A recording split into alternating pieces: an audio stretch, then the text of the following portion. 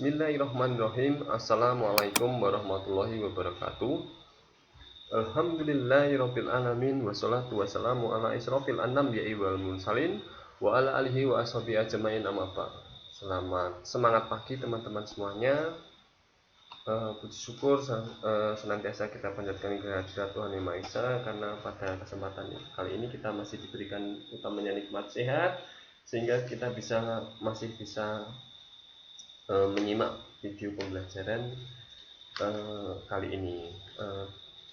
Teman-teman mahasiswa yang kami hormati, sesuai dengan RPS kita bahwa pada pertemuan ketiga ini kita akan membahas tentang asuhan keperawatan pada klien dengan infeksi HIV/AIDS, di mana etiologinya HIV ini disebabkan oleh virus Human Immunodeficiency Virus, di mana faktor resikonya di pertemuan yang lalu kalau kita simpulkan ada beberapa di bawah ini ya.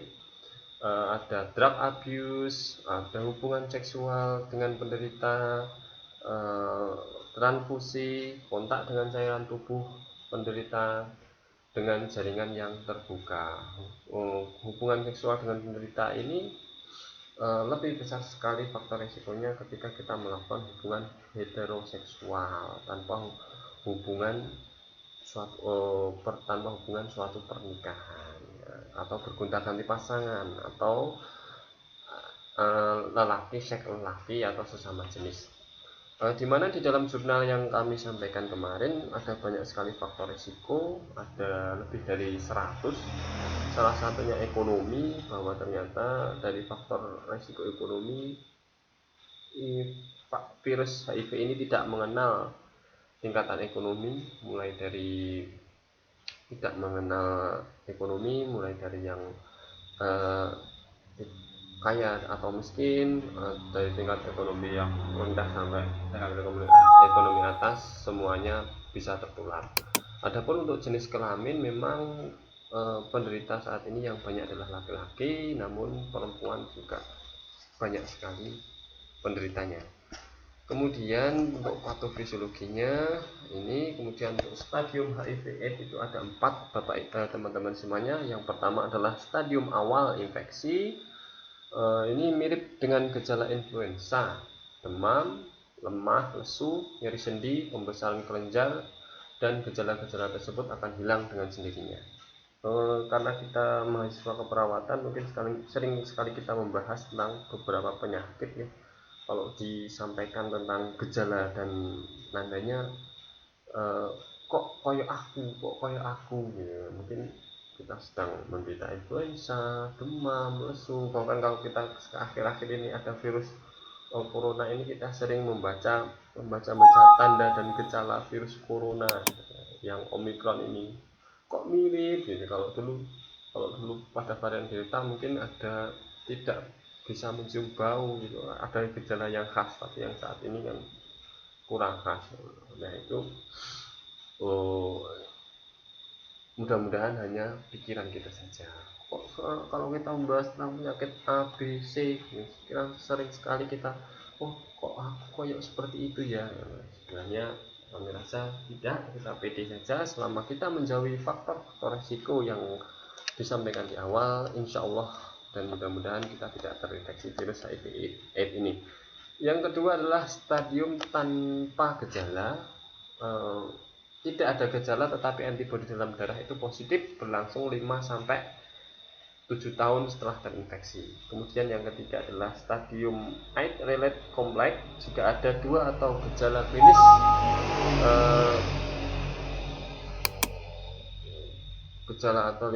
terjadi selama 3 bulan, demam terus menerus contohnya, kemudian berat badan turun lebih dari 10% dalam waktu 3 bulan, diare terus menerus tanpa sebab yang jelas, batuk, kulit gatal atau bercak, perdarahan yang tidak diketahui sebabnya.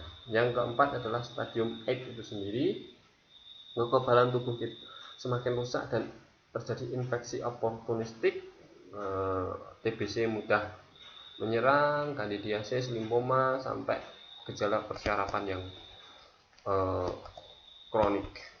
Kemudian tanda dan gejalanya ini tadi sudah kita bahas, infeksi oportunistik sampai fase lanjutan.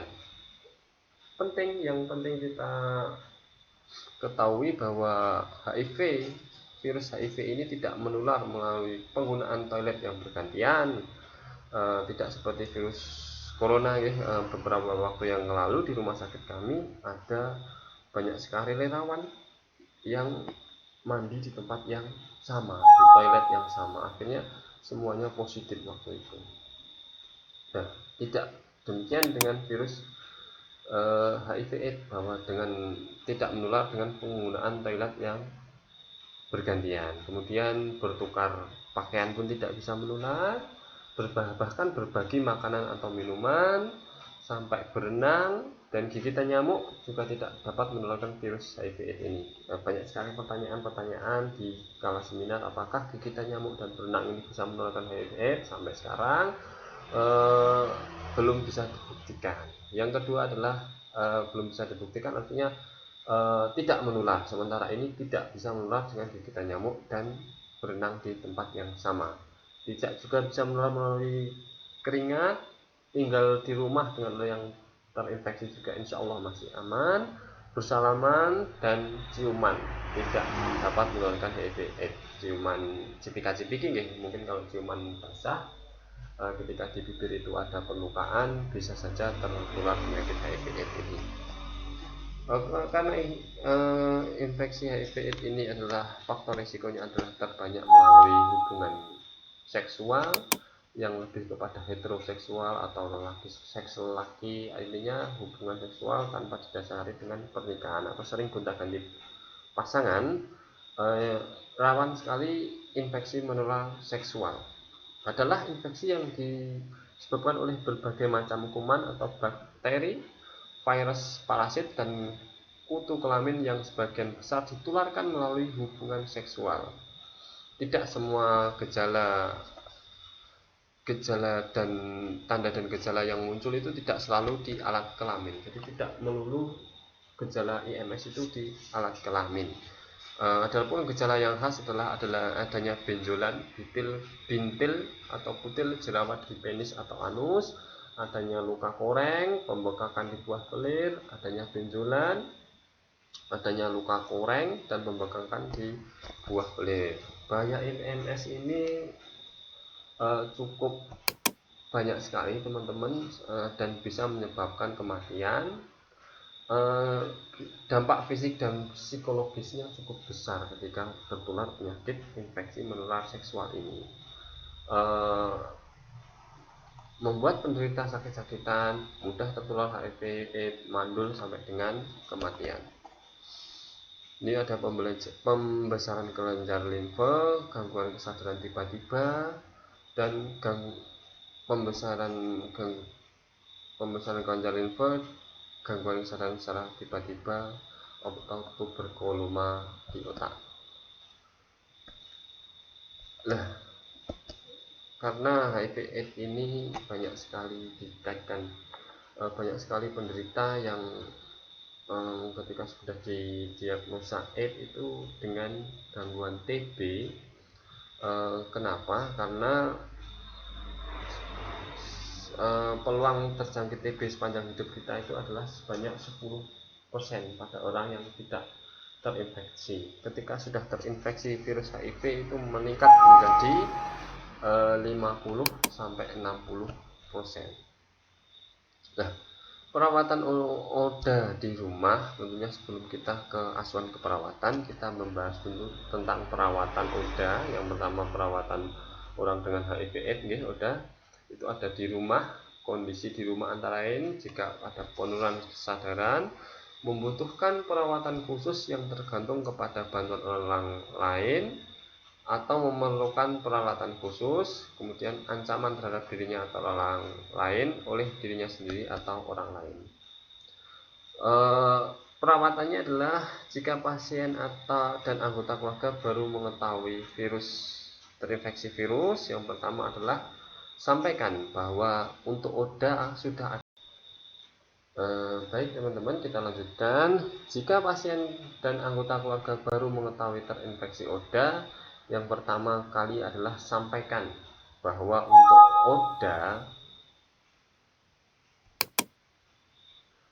untuk ODA ini adalah ada obat ARV yang disediakan oleh pemerintah secara cuma-cuma di layanan kesehatan dan diberikan dukungan dan pengobatan. Yang kedua adalah sampaikan informasi yang benar mengenai yang berkaitan dengan HIV agar ODA dan keluarga tidak panik dan dapat menerima kondisinya dengan baik. Yang ketiga, tunjukkan dukungan moral dan spiritual kepada ODA dan anggota keluarga lainnya. Kemudian yang kedua, sampaikan manfaat ARV yang diminum secara teratur dan terus-menerus. Jadilah PMO, pendamping minum obat yang baik. Sampaikan manfaat ARV, berilah dorongan kepada ODA untuk mandiri dalam pengobatannya, sehingga lambat laun PMO tidak selalu harus mengingatkan. Langkah yang ketiga, jika terjadi efek samping atau pengobatan. Sedangkan efek samping yang mungkin Bapak Ibu, yang pertama adalah mual muntah, kemudian yang kedua adalah diare, yang ketiga sakit kepala, masalah kulit, yang kelima kurang darah atau anemia, dan yang keenam adalah demam. Efek samping yang mungkin dari HIV atau pemberian ARV tadi. Jika terjadi mual muntah, yang pertama adalah hentikan makan atau minum selama 1-2 jam mungkin ya. Yang kedua, pelan-pelan minum air hangat kuku atau teh encer atau oralit. Kemudian tingkatkan jumlah cairan secara bertahap. Yang berikutnya, secara bertahap berikan makanan yang mudah dicerna. Hindari mencium bau yang tajam. Kemudian beristirahat sambil duduk atau tidur dengan miring. Jika mual terasa parah atau tambah parah, tarik napas secara perlahan dan dalam. Perhatikan ventilasi atau pertukaran udara. Tutup mata dan kendurkan perut. Kain basah yang diletakkan di dahi juga bisa membantu meredakan mual dan muntah. Jika muntah, dapat mengonsumsi makanan yang kering seperti nasi, roti bakar, dan biskuit atau sereal, sampai berikan obat-obatan anti muntah. Dan yang terakhir sebenarnya hubungi petugas kesehatan jika kesehatan terlatih. Jika mual berlangsung lebih dari 2 minggu, lidah terasa kering, muntah berlangsung lebih dari 1 hari, air seni yang keluar berjumlah sedikit, bagian putih mata menjadi kuning, muntah disertai darah, tampak seperti serbuk kopi, dan berbau seperti kotoran diare, disertai dengan sakit perut yang parah, bisa menghubungi tenaga kesehatan yang terlatih. Kemudian yang kedua, jika terjadi diare, kita harus bisa mengenali tanda-tanda kurang cairan. Yang pertama mungkin mengeluh kehausan. Kalau tanda-tanda dehidrasi tentunya dengan pemeriksaan capillary refill time ya. Bisa ditandai dengan gelisah, kulit nampak kisut, bila dicubit maka bekas cubitan tersebut akan lama kembali atau capillary time-nya lebih dari 2 detik. Beberapa jenis makanan yang dapat diberikan atau disediakan ketika terjadi diare itu biasanya cairan lebih banyak dari biasanya, seperti sari buah, garam, kuah sayur, air tacin, oralit yang bisa diperoleh di apotek. Kemudian obat-obatan yang mengandung serat rendah seperti pisang, dan kemudian makanan yang bergizi dan mudah dicerna seperti bubur dan nasi lembek. Hindari makanan yang berserat tinggi seperti bayam, kangkung, daun singkong, genjer dan sawi, hijau, masakan berlemak dan pedas. Kemudian makanan porsi kecil tapi sering, bisa sampai 5 kali sehari jika terjadi diare. Harus hindari minuman yang sangat manis, apalagi alkohol atau kopi. Jika kencing berwarna kuning atau gelap, tidak bisa buang air kecil setiap 4 jam. Minumlah banyak air untuk menghindari dehidrasi. Kemudian untuk pemeliharaan daerah rektum, setelah selesai buang yang besar, bersihkan dubur dengan tisu toilet. Cuci daerah sekitar dubur dengan sabun dan air. Hubungi petugas kesehatan jika adanya keadaan sebagai berikut. Yang pertama, adanya darah di kotoran, kemudian diare berlangsung lebih dari 5 hari, jika anda menjadi lebih lemah, jika terdapat perlukaan di daerah anus, kita bisa menghindari kita bisa menghubungi petugas kesehatan. Kemudian yang efek samping gejala yang berikutnya adalah jika sakit kepala. Untuk nyeri kepala ringan dapat berupa sakit kepala yang tegang yang biasanya timbul jika terdapat demam. Pijatan pada kulit kepala dapat membantu menguranginya tentunya. Bantulah atau usahakan untuk dapat beristirahat dengan santai. Bisa diberikan paracetamol 500 mg setiap 4-6 jam atau aspirin atau ibuprofen 400 mg per tablet pada malam hari. Paracetamol jangan diberikan lebih dari 4000 mg per hari. Hubungi petugas kesehatan jika sakit kepala menetap lebih dari 24 jam meskipun sudah minum obat sakit kepala tapi tidak kunjung menurun, kemudian adanya gangguan penglihatan atau timbul mual muntah, kemudian bicara sampai cedal, nyeri di leher, kelemahan di satu sisi tubuh, perubahan tingkah laku atau konsentrasi. Yang berikutnya efek sampingnya adalah masalah kulit. Kulitnya bisa terjadi kulit gatal. Kulit yang gatal ini bisa disebabkan oleh kulit kering, infeksi atau reaksi tubuh terhadap pengobatan yang sedang digunakan. Kulit gatal sering dikaitkan dengan ruam kulit. Beberapa hal yang dapat digunakan untuk mengurangi rasa gatal adalah yang pertama, usahakan kulit dalam keadaan sejuk atau dengan mengipasinya. Hindari penggunaan air hangat pada kulit, hindari menggaruk, gunakan lotion, daun teh dan yang terakhir, daun teh yang direndam dalam air panas juga cukup baik untuk gatal. Hubungi petugas kesehatan jika tidak menghilang dalam beberapa hari. Yang berikutnya adalah kurang darah atau anemia. Anemia dapat menyebabkan kelelahan, penurunan konsentrasi, sesak napas, pusing, pucat. Anemia ini dapat diketahui melalui tes darah, yaitu tes BHB secara berkala. Dan yang terakhir, yang keenam, situ ada demam. Kalau demam, penanganannya seperti demam-demam biasanya, hindari menggunakan baju atau selimut yang tidak perlu, mandi dengan air sejuk atau basahkan kulit dan biarkan kering sendiri. Kemudian dinginkan badan dengan lap basah. Jika air kencing berwarna kuning atau gelap tidak dapat buang air setiap 4 jam, minum banyak air untuk menghindari dehidrasi. Berikan paracetamol 500 mg tablet, 2 tablet setiap 4 jam, tetapi tidak boleh lebih dari 8 tablet per hari. Hubungi petugas kesehatan jika adanya curiga terhadap malaria. Riwayat demamnya tanpa ruam kulit. Bisa juga efek sampingnya yang ketujuh adalah sulit tidur. Cara membantu orang udah agar dapat tidur, pastikan orang sakit berada di lingkungan yang tenang sehingga mereka bisa tidur nyenyak, itu yang pertama. Yang kedua, jika timbul rasa sakit, berikan dosis ganda obat anti nyeri sebelum tidur. Tapi ingat, yang perlu diingat teman-teman semuanya bahwa tidak boleh memberikan lebih dari 8 paracetamol 500 mg tablet per hari. Tidak boleh dari 8 paracetamol. Jika sulit tidur seringkali berkaitan dengan kecemasan, dengarkan kecemasan yang dialami Oda. Kemudian berikan obat hipnotik, sedatif jika dibutuhkan. Itu gejala yang mungkin muncul Bapak Ibu, efek samping yang mungkin nih. Dapat juga kondisi lain yang gejala yang lain yang mungkin bisa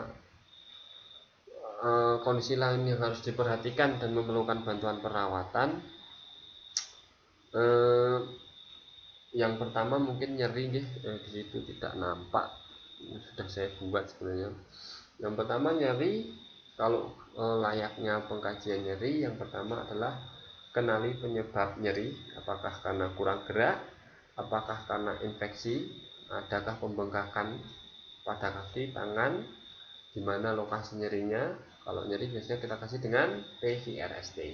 Kemudian kita ajarkan teknik relaksasi nafas dalam. Kemudian bisa juga kita ajari dengan teknik meditasi. Yang berikutnya kita lakukan pemijatan ringan secara rutin. Kemudian yang keempat, mengalihkan perhatian, bisa dengan diajak mendengarkan musik, atau nonton TV, kemudian memberikan kompres hangat. Bisa juga dengan gerakan badan di tempat tidur, kita ajarkan ROM di tempat tidur. Yang kedua adalah kelelahan atau kelemahan.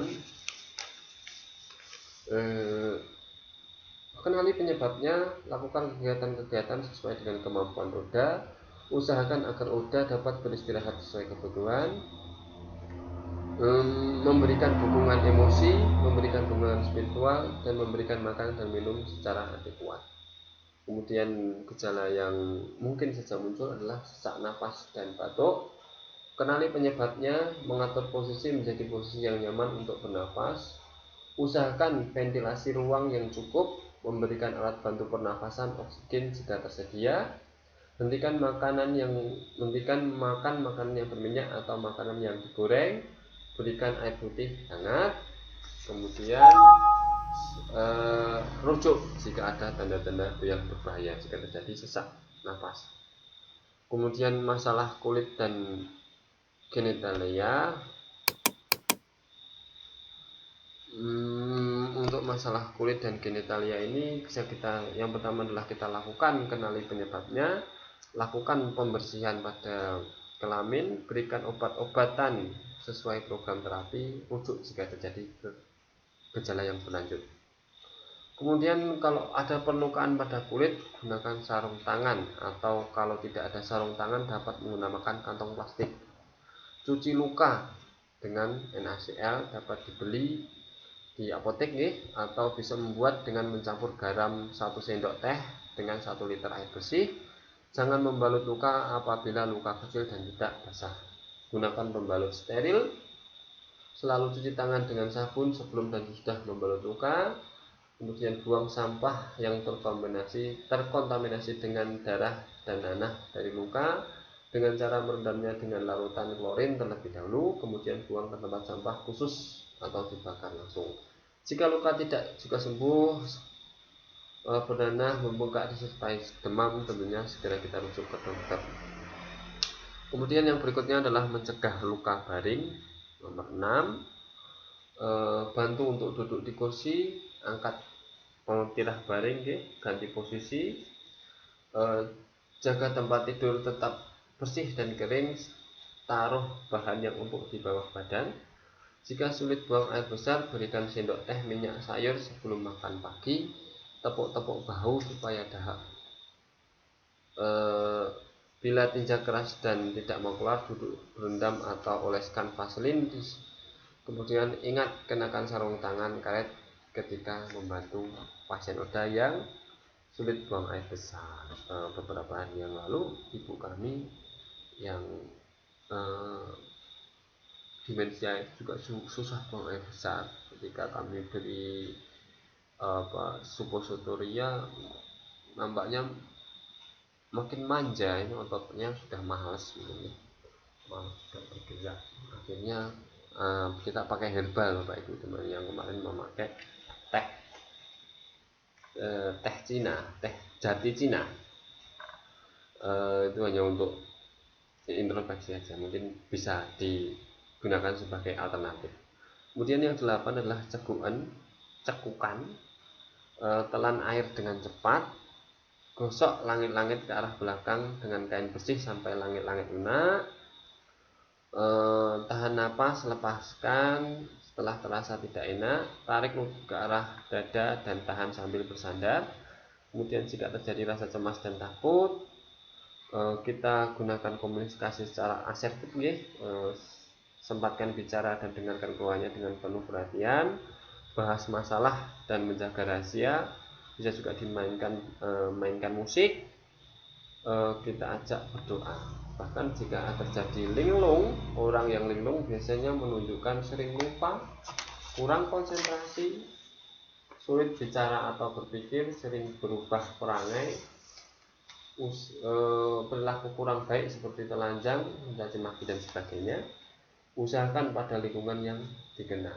Taruh setiap benda pada tempat yang tetap dan mudah diingat, dijangkau. Jaga pola waktu yang sudah biasa dilakukan untuk kegiatan sehari-hari. Tentunya jika terjadi kejenuhan, tanda gejalanya gelisah, susah tidur, lesu, kurang konsentrasi. Cara mengatasinya, tanyakan apa yang membuat dia jenuh, bicarakan dengan teman atau anggota keluarga lain. Bantu Oda dengan memfasilitasi berbicara dengan teman atau anggota keluarga lain.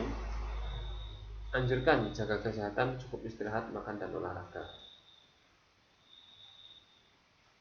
Itu saja mungkin teman-teman yang dapat kami sampaikan untuk kesempatan kali ini. Jadi sebelum kita membahas tentang HIV/AIDS, tentunya kita membahas tentang sebelum kita membahas tentang asuhan keperawatan pada HIV/AIDS, kita membahas dulu tentang infeksi menular seksual, kemudian kita membahas perawatan di rumah seperti apa, kemudian efek samping yang mungkin muncul dari HIV atau pengobatan ARV ini kita bahas, karena nanti asuhan keperawatannya berkaitan dengan ini saja, berkaitan dengan mual, muntah, sakit kepala, kurang darah sampai dengan demam, dan beberapa efek samping yang mungkin muncul untuk intervensinya nanti. Ada yang disaringkan, mungkin bisa kita lanjutkan di grup. Mohon maaf apabila ada salah kata dari kami. Billahi taufiq wal hidayah. Wassalamualaikum warahmatullahi wabarakatuh.